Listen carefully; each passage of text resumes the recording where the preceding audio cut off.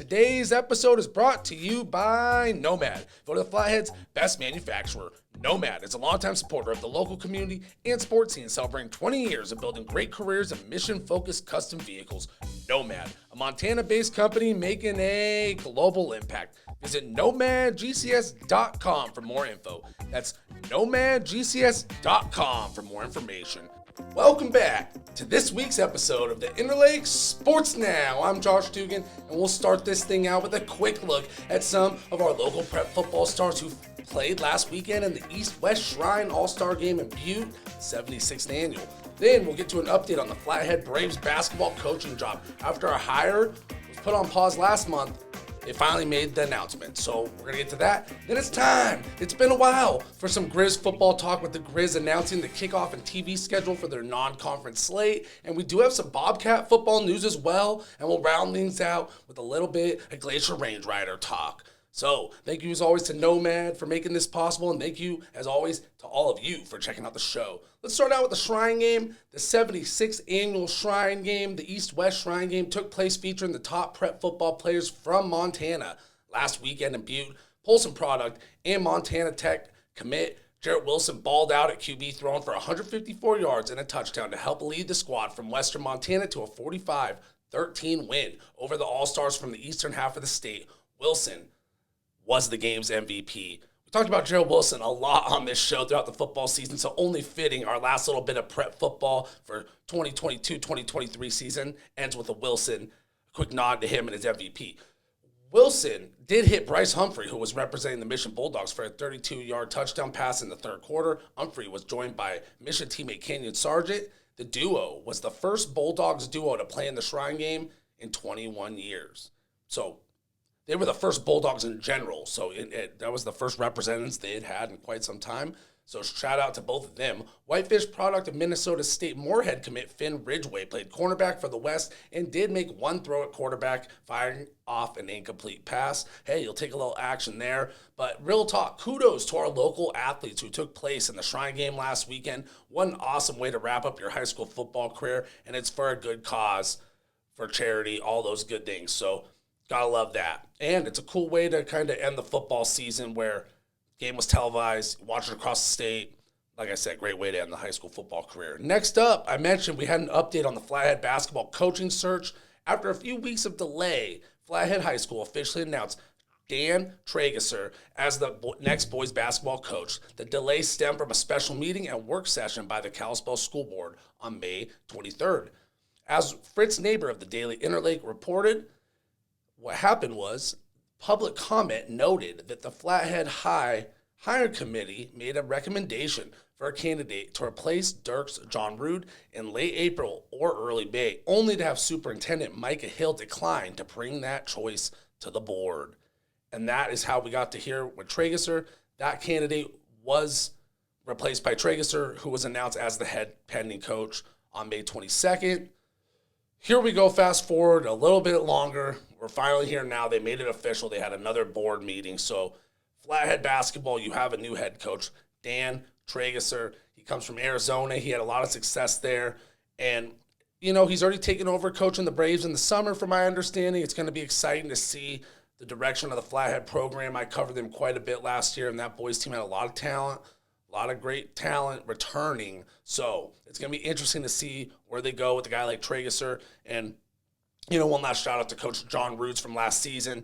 Got to respect him for getting out there and, you know, coaching these local athletes. It may not have ended with the most wins, but at the end of the day, that's what it's all about, putting the time and the effort and work. We got to respect that. Back to Trageser, the 36-year-old Stillwater Christian alum previously led a powerhouse girls basketball team at Castile High in Arizona. Flathead is a team, like I said, a lot of returning talent. I'm very intrigued to see where they go. Noah Cummings is a guy you got to mention when you talk about Flathead basketball. He played in, I believe, some of the postseason All-Star games recently. But anyways, a guy who could really play. So now it is time. We've been waiting months for this, Montana football fans. Grizz non-conference schedule is out. It's been a while, but like I said, we're going to talk a little Grizz football, sprinkle it into the episode. So kickoff and broadcast details for the Grizzlies' 3 non-conference football games this season have been announced. The Grizz will kick off the 2023 slate with a noon game September 2nd versus the Butler Bulldogs at Washington Grizzlies Stadium. They'll follow that up with a trip September 9th to St. George to play Utah Tech, the Trailblazers, for a 7 p.m. game on the road, and then they'll make the trip back to Missoula for their final non-conference game, a 6 p.m. kickoff versus the two-time defending Division II national champion Ferris State Bulldogs. Both the Grizzlies home games are set to air on ABC Montana, with the Grizzlies away game versus Utah State set for streaming on ESPN+. The University of Montana, is set to start a lot of tongue twisters today. Is set to start Big Sky play September 23rd in Flagstaff as they take on Northern Arizona. Once kickoff and broadcast schedules are released for that, we'll keep you in the loop. Back to that non-conference slate, the Grizz, you kind of roll into that and you look and you go, Butler, Ferris State, Utah Tech, those aren't perennial football powers. The Grizz should go in there, have potential blowout type of victories to start the season. Some people did want to see a higher level of competition to start off the year. In my opinion, that being said, with a new team, with a lot of new faces, I like the opportunity to start out with some momentum behind them, get a couple big wins, and more importantly, give yourself a chance to see how you look at quarterback. Give yourself a chance to see how you look in the secondary. You're replacing guys like Robbie Houck, Justin Ford, just to name a few. So you have some big-time shoes to fill on that offense and that defense. Why not get it dialed in early, 3 potential big wins versus opponents who, it's kind of like that Nick Saban style where they're teams you should kind of steamroll and you shouldn't feel bad about it. They're tune-up games. And maybe I'm taking these teams too lightly, but on paper, that's what I see. And I think those opportunities keep your team fresh. They keep your team healthy, rolling in the conference schedule while giving you that opportunity to really hit your mid-season stride a little early. Find out who's your ballers. Go out there and get it. So I like that opportunity for the Grizz. I think they have a lot of guys with a lot of talent. But like I said, big shoes to fill, a couple new pieces on the coaching staff. I think that's going to give you that chance, a little buffer to figure it out. Because if you go in week 1 and you're playing a Sac State, Montana State, obviously those are conference foes, but that level of talent early on, a South Dakota State, for example, you take on a big-time non-conference opponent, you get steamrolled, your team loses confidence. You never know what's going to happen. So I like the chance for the Grizz to start out hot, 3 potential big wins. It's going to be fun to watch those. Looking forward to cover some Grizz football soon. Now, moving to the other side of the state, the football scene, some Bobcats football, where the Bobcats landed a few preseason All-Americans. So, and this was according to the college football outlet Blue Bloods. The preseason accolades, they are starting to roll in for those Bobcats. So last year, of course, made to the semifinal for the FCS playoffs. Year before, in the championship game, you kind of expect it.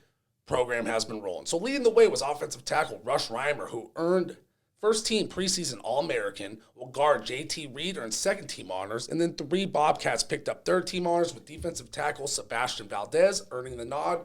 Kick returner Marquis Johnson notching down a special team spot, and the Bobcats' star quarterback Tommy Malott, Touchdown Tommy, was named a third-team all-purpose player for his dynamic playmaking ability. Like I said, the Bobcats coming off an FCS playoff game in the semifinal, and the year before they made it to the national championship and lost. So it's just really no surprise under Coach Brent Vigen. He has his program rolling, and they're starting to get that national media recognition they deserve. You got to love to see that. Another Bobcats piece of news that flew under my radar, I missed this one. It was from a few weeks ago, but worth mentioning on the show here. Montana State did announce they signed Brent Vigen, head football coach, and head women's basketball coach Tricia Binford, both to new 4-year contracts. I think that's very exciting if you're a Montana State fan. So bringing them back, Montana State University signed Vigen. They brought back Binford. Those are both people who have had those programs rolling, right? Vigen, Binford, also both coming off Big Sky championships. I could go on and on. The bigger part is I like the stability. And last year, at the end of the football season, one of the things I was most concerned about with the Bobcats, because they had very little to be concerned about after another great season, does a guy like Brent Vigen get some big offers? Does he walk? Does he go somewhere? As of now, 4-year deal. You could really plan for the future. You got to love that. Now, as for Binford, she is Montana State's career wins leader, and the team won a share of the Big Sky title last season, as I mentioned. The Bobcats are 312 and 233 overall under Binford and have won the league regular season or tournament title in 6 of the last 8 seasons. That alone is worth really celebrating. So that's a heck of a hire right there to bring her back for another 4-year stint. As for Vigen, like I said, Big Sky championship, making all these runs. I keep saying I'm a little on repeat here. Overall, though, last year in conference 8-0, 12-2 overall. That's a team who stability, it starts at the top. Brent Vigen. So I really like that. His record overall is 24-5 as the head man for the Bobcats. It's going to be exciting to see how they roll out that 2 QB system. They're back at it. Touchdown Tommy, third-team All-American. So a lot of preseason hype starting to roll in. Although always worth mentioning, we saw with the Grizz last year heading into the season, a lot of preseason hype, and the next thing you know, the Bobcats end up winning the Big Sky, or a piece of it end up going further in the playoffs. So you can never really take all the you ought to take all the preseason stuff with a grain of salt. But now that being said, the Bobcats, it's well deserved, and like I said, it's cool to see that national media recognition coming in. So shout out to Binford and Vigen. Back to the moral of the story. They're both got that 4-year deal, and that's a good news if you're a Montana State fan. So let's wrap this up with a little Glacier Range Riders talk. They snapped a 6-game losing streak Sunday with a 14-11 win over the Missoula PaddleHeads at Glacier Bank Park. Mason Dennison hit 2 home runs, including a grand salami. It was the first one ever for Glacier at home, according to the Range Riders' Twitter. So it's a little bit of history made there in the Valley by Mason Dennison.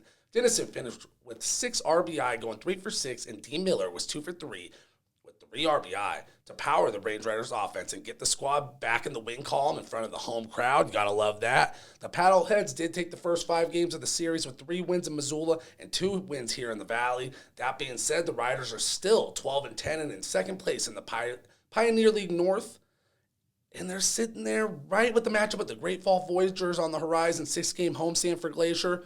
And the Voyagers are in last place right now. So this is a great chance for the Range Riders to pick up where they left off prior to this series with the Paddleheads, get the momentum going again. So you got to love that.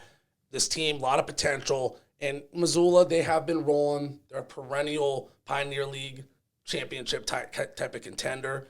Sometimes, if you're the Range Riders, you take that tough loss early. You have a tough losing streak. You don't want to do that again. You learn from it. You adjust. Get back to winning baseball. Sometimes that happens. Hey, it's part of the game. The A's, if anybody's been following professional baseball, they've had a hard time winning games at all. They're on a historically bad pace. They've swept a series this year against a professional baseball team. So even in the major leagues, sometimes teams, have a tough series. So all I'm saying is Range Riders' opportunity to get back on top, get hot, handle business. Gotta love that. At Glacier Bank Park. Go check that out.